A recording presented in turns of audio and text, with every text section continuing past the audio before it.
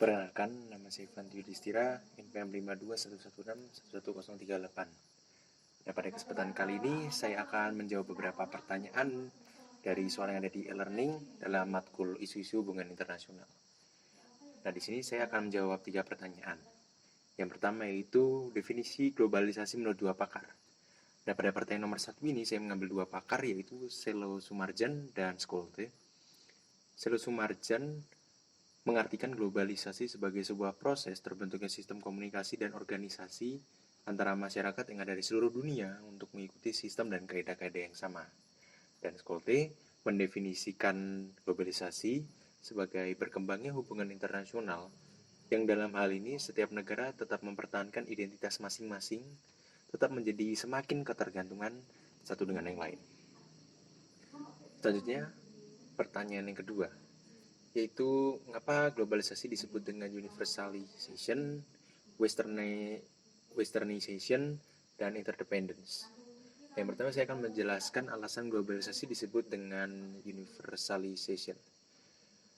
Nah, globalisasi ini juga disebut universalisasi karena ada berbagai objek dan pemikiran yang menyebar merata ke setiap berbagai belahan dunia secara cepat.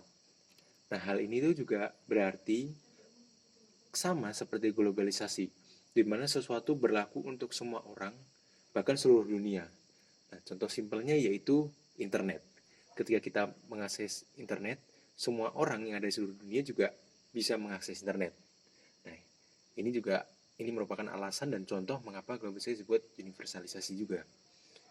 Lalu yang kedua yaitu alasan globalisasi disebut dengan westernization.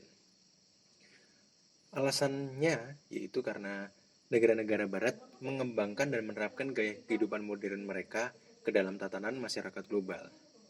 Ada banyak budaya-budaya barat yang masuk ke setiap berbagai negara, khususnya ke negara timur ya.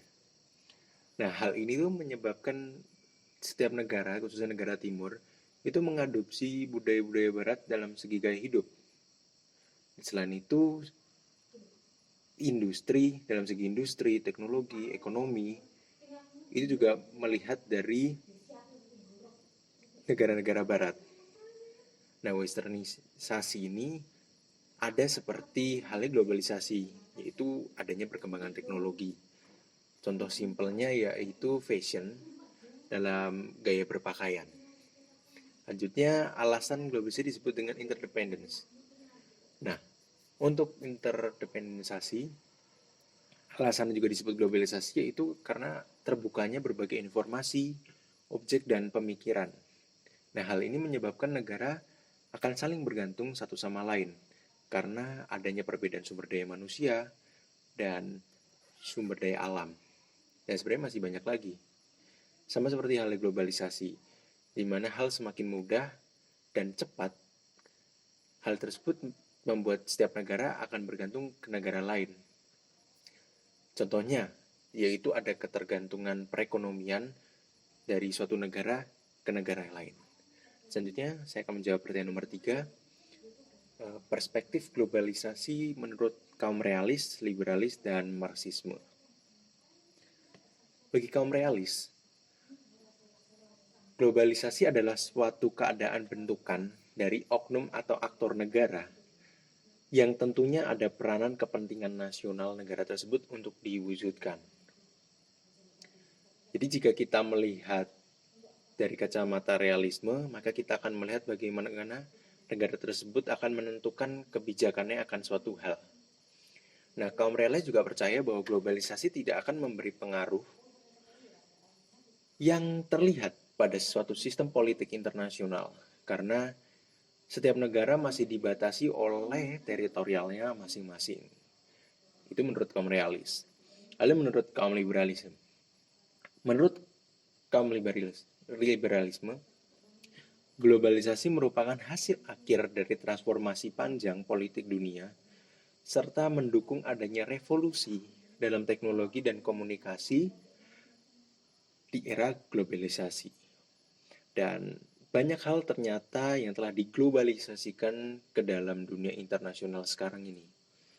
Misalnya saja ideologi, produk-produk, gaya hidup, pendidikan, dan agama pun dapat dengan mudah diglobalisasikan dalam era globalisasi ini. Nah, yang terakhir, bagi kaum Marxisme, globalisasi bukanlah hal baru, melainkan kelanjutan dari perkembangan kapitalisme internasional. Bagaimana keadaan ekonomi itu pun juga sangat berpengaruh terhadap hubungan negara-negara dalam dunia internasional, dalam menentukan politik luar negeri suatu negara, dan dalam menentukan politik internasional. Sekian jawaban dari saya. Mohon maaf bila ada kesalahan. Terima kasih.